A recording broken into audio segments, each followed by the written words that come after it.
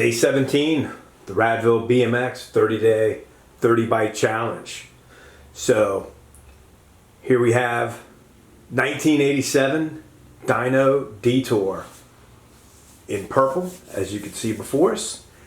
And I'm not 100% sure, but I actually believe this to be a survivor. At least that's how I understood this bike to be. I'm not 100%, but upon inspection, I'll give you why I think it is, and we'll talk about that and what makes it right and what leads me to that conclusion. Like I said, not 100%, didn't do any carbon dating, and like I've said before, unless I went to the factory and picked it up myself back in the day, it's really hard to be 100% sure, but we can definitely educate ourselves and have a good understanding, and that's important, right? Because we want to respect those survivors that have made it all of these years and take care of those, because they're very hard to come by and very hard to find. And by survivor, that's a little bit different than to say, just built the catalog spec, right? Survivor actually means that it was, the bike someone actually had and rode back in the day, and in this case, 1987. So let's go through it, and I'll draw and contrast to the actual catalog itself as best I can. Again, I'm no expert here, just happen to read the catalog, do the research, look at the bike, use my best guess, and that's what we're here for, right? No one's perfect.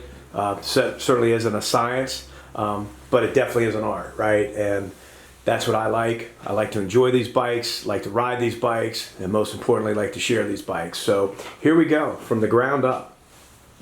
Kenda tires. These are the freestyle version. Consider them to be a street tread. So it's not a knobby, but it's not a pull slick either. Now, whether those are from the 80s, I'd probably put them in the questionable category, right? I mean, somebody would have obviously changed tires throughout the years, just riding around, skidding, doing goofy stuff. So it's hard to say that they're original, but they're definitely old, and they show some signs on the gum walls that make me think they're older. But again, this would have had to have been kept climate controlled and stored properly for them to actually be original tires. So let's put those in the suspect category, right? Inside the tires is OGK 6-star mags, and these are definitely correct for 1987 D-Tour. And these look like good shape. White, obviously a little bit yellow, but really nice, really good condition. Moving up to the midsection, we got the cheesegrater. Here it is, right? So you'll notice that this chain ring has the look and feel as if you could shred some cheese on it, right? It's got the GT3 stamps on it, on the logo, and 175 millimeter cranks. The pedals I'm actually going to put in the questionable category.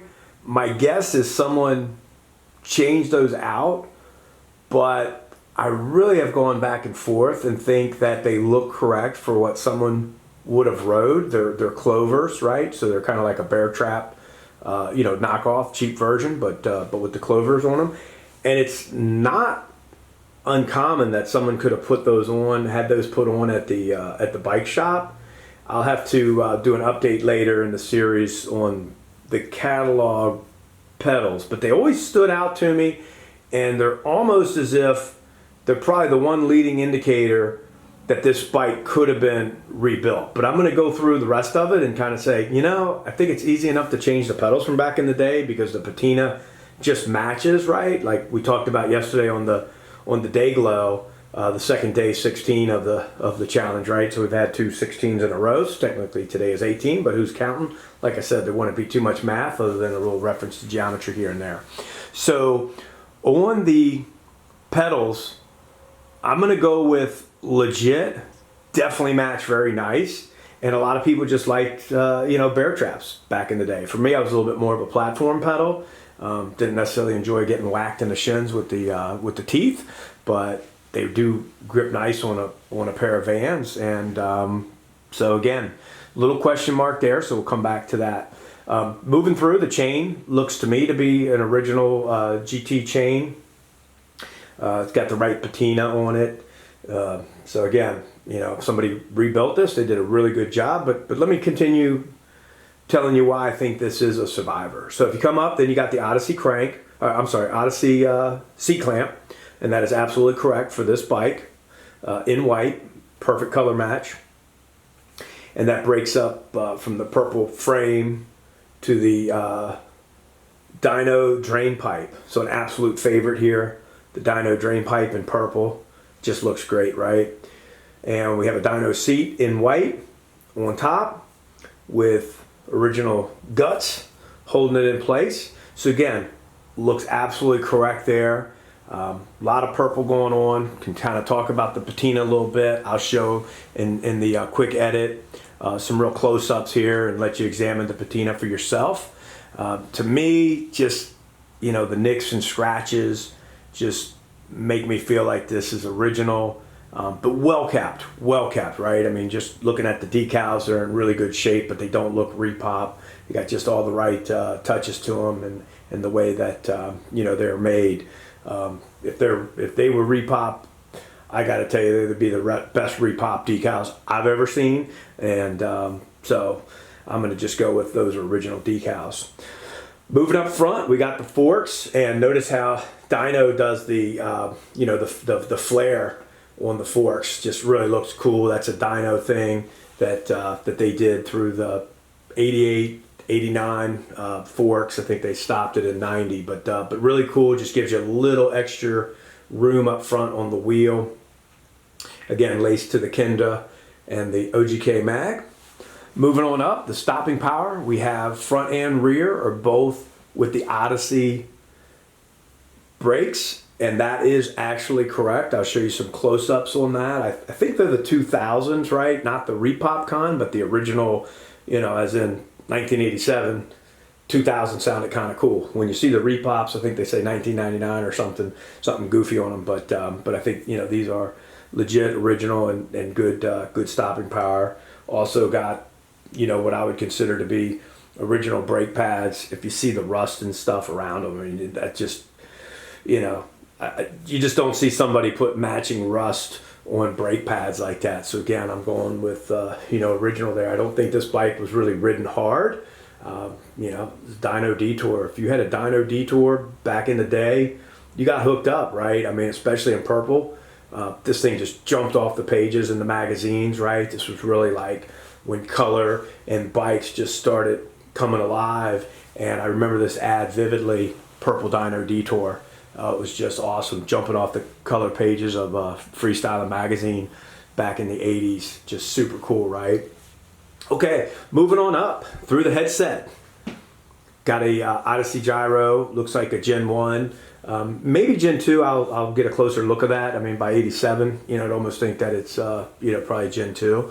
But it's definitely a good shape, good patina. And it's laced up to a stem that, to me, was a little bit also questionable. It's more of your SR stem. I believe it's really kind of a no brand, but you see it a lot on the 87 Performer. So it's the same stem that you would actually see on the 87 Performer. I always kind of saw them on the dynos with the Spintac or some other dyno features, but I could definitely see how using that 87 stem, keeping the price down, and you know, it just depends when it was released and which bike shop it came out of, but definitely correct for the era and in the GT family. So I'm gonna go with the stem. You know, works. It's got the white cap on it and looks good. Then you come up, and again, another dyno favorite, the pretzel bars in purple. I mean, these are awesome, right? Seem to be original paint, nicks in all the right spots, super great. And you have some AME grips here. To me, these are a little bit more interesting. So they're not your typical AME grips that you see today with the repops. So I'm definitely going with these are old school. Show some of the close-ups of these, and I think they're in really nice shape. Again, don't consider this to be, you know, ridden hard, and got the Odyssey levers. And I'm going to tell you what kind of in my head makes this a little bit more original. And you can probably see it, those of you paying close enough inspection to the detail, you purists out there and folks that really know your Dyno D-Tours. The cables on this bike are in really good shape, match the patina, just not something you would see somebody doing on a restore or rebuild. You know, personally, you know, cables probably tend to be, in my opinion, something I would use new. I know a lot of people are really, you know, true to the build and will go with, you know, original old dated cables when they can. But when it comes to the gyro cables, they're very unique, very custom, the way they fit, the way they're clipped. And when they go through the POTS mod, they just become part of the metal, right? They just basically seize together, right? We talked about disparate metals in some of the other videos where I show some of the builds and projects. And when you have two disparate metals, they tend to join together. The process is called seize. And of course the cables have, you know, metal throughout the housing and inside. And what'll happen is they'll kind of just get old and brittle and seize up. And that's what's happened to the front. So it's actually not able to be placed into the lever and stopping. But I didn't want to disturb that. I wanted to let you see it in its pristine, what I'm calling survivor condition. And then of course we'll work on changing it out. The rear is working fine. The front right now is not. Just going to have to be gentle with it, see if I can get that you know, resolved. But for right now, that's the condition it's in, and that's why you see the lever not totally holding the cable properly, and it's because it's just seized inside the POTS mod. So again, we'll address that later. It's got the cool dyno valve caps on it, so those are super cool. If those are original, man, those are great. I'm not totally sure. I always thought those were done a little bit later, but I could see how Dyno would have came out with those, because they do look pretty old school. So we'll leave the verdict out on that. But to me, it just looks like it's in survivor condition, the way it was pulled out of someone's you know, garage or attic, and that's, you know, what I believe to be the case here. So again, day 17, 1987, Dyno D-Tour in purple. Hope you enjoy. Thanks for tuning in. Hope you're able to subscribe and check out some of the other videos. And we're building up towards the finale here. This is going to be 30-day, and so might have doubled up on 16. But today is 17, and we're just going to kind of roll with that because that'll lead us to day 30 coming up. And we're planning something big and exciting for you guys to reward you for tuning in and checking us out as we review the 80s old school BMX, particularly freestyle bikes here. So thanks so much. Take care.